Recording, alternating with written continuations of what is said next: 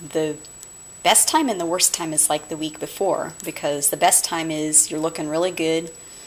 You know, you're feeling good. Your body's like really changing the last 2 weeks. It changes like the most, I think, the last 2 weeks and then the last 2 days.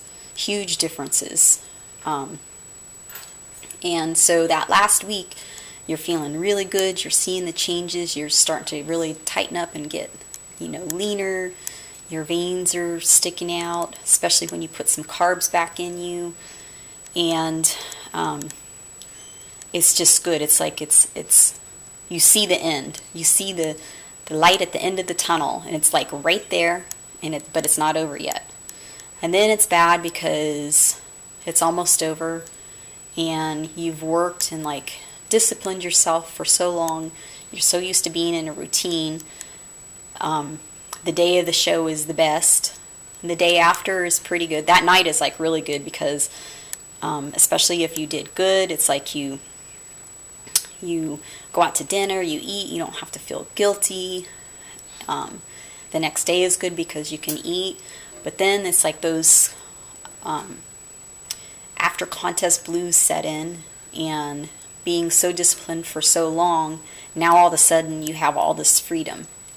You don't have to train if you don't want to. You don't have to do your cardio. You don't have to eat right. You can eat whatever you want to. And it's like you think to yourself, now what? What am I going to do? And it's like it can be depressing when you've like had something that you strived so hard for, and you had this tunnel vision and discipline, and now all of a sudden it's gone. It's done. I started seeing some of that about probably a month out, 3 weeks out, a month out. I started kind of getting a little scared because I knew that was coming and was going to happen. And I started kind of preparing myself beforehand. And I think one of the things that helps the most is to make sure you have balance in your life, and maybe pick something new to focus on afterwards. One of the things that I wanted to focus on was learning how to bake low-fat desserts, basically, because that's what we, or at least me, anyway, I crave the sweets. There's a lot of you crave sweets, a lot crave like pizza and stuff like that. I crave the sweets. So I wanted to learn how to bake low-fat, almost no-fat desserts.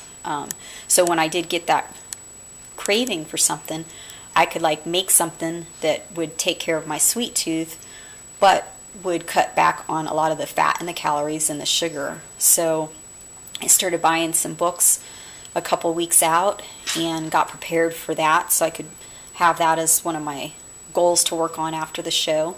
I think it's important to have goals afterwards. If you kind of prepare yourself before your show's over and you set some new goals for yourself to get excited about after the show, I think that helps you to keep moving forward and you don't get stuck in the contest, after contest blues.